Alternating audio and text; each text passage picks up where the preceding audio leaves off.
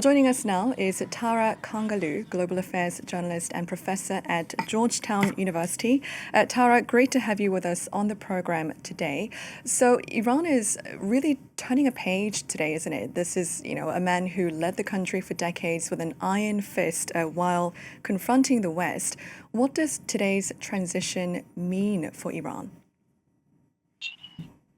Good to be with you. Well, indeed, it's a moment and a show of defiance for the Islamic regime of Iran, not the entirety of the country. And I think that's fascinating to see. The people in the many hundreds of thousands who will be attending today's events as well as tomorrow's and Monday are really the more emboldened and hardline factions of the society. The percentage that are staunch allies and supporters of this regime in a country of more than 90 million people. So those who we will be seeing are not reflective of the entirety of this society.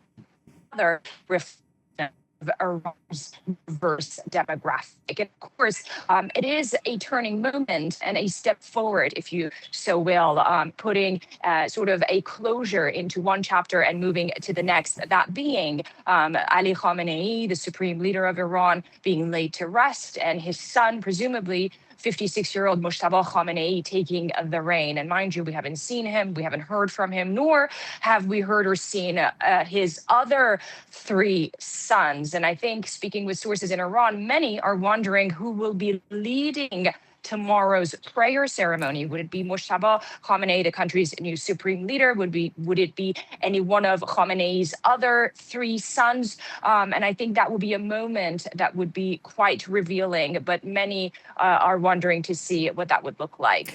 Tara, speaking of Mojtaba Khamenei, as you said, we have not seen him since his succession. What more do we know at this stage about his whereabouts and whether he will show his face today? Indeed. Today, most likely not. And I think the expectation lays on what happens tomorrow at this Sunday morning prayer. It's a significant moment. Sources of mine have told me that we will most likely not see Mojtaba Khamenei for security reasons. All the while, by the way, some are doubting whether or not he's still alive or not. So a lot of rumors, a lot of speculations as to his whereabouts. But one of the reasons, by the way, the ceremony and the processions leading to the burial of the supreme leader had taken this long is precisely for the security reasons. Another interview, by the way, that took place from one of the family members of the Khamenei family, he said on state media in Iran just a few weeks ago that Mojtaba Khamenei's child, is left and alone. And a source of mine that I've been speaking with was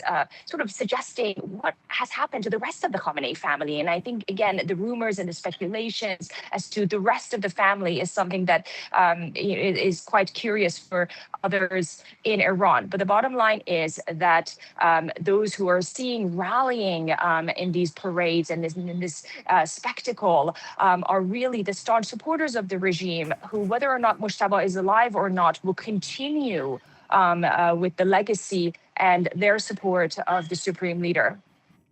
So let's talk about the sentiments of the Iranian people, because there's obviously a lot of persisting anger against the US and Israel. We've heard reports of mourners chanting revenge at the funeral. But Iranians also remain deeply divided when it comes to the leadership of their country.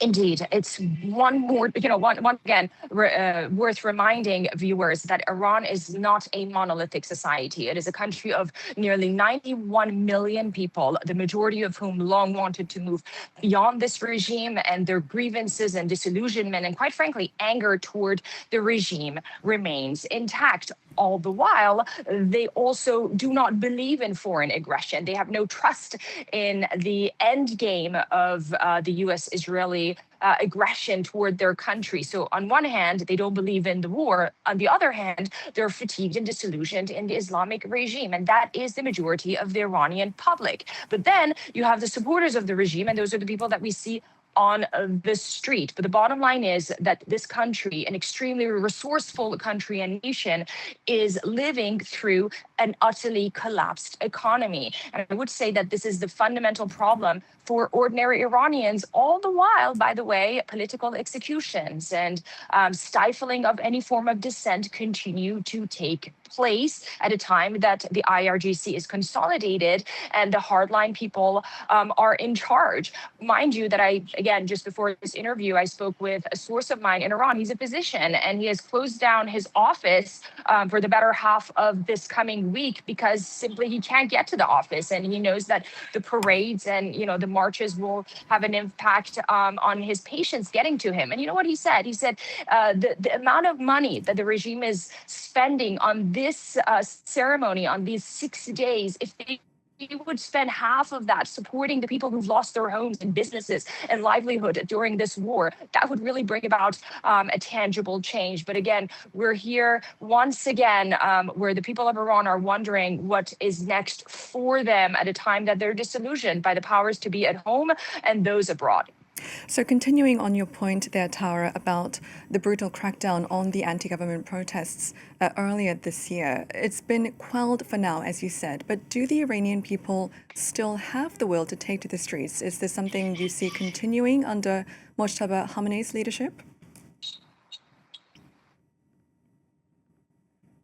That is something that, oftentimes comes, in the discussions that I have with people in Iran from all walks of life. And the bottom line is people, the majority of them remain angry, disillusioned toward the regime.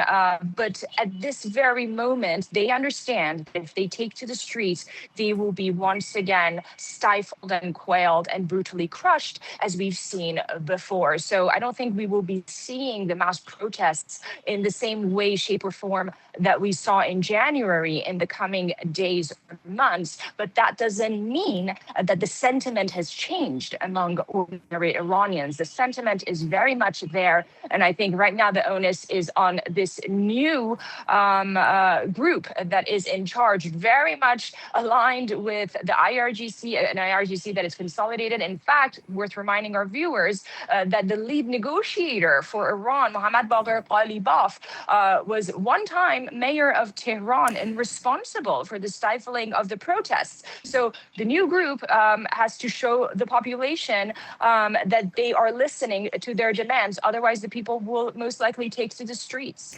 Tara, plenty of more questions to ask you, but we're unfortunately out of time for now. But thank you so much for your insights on the program today.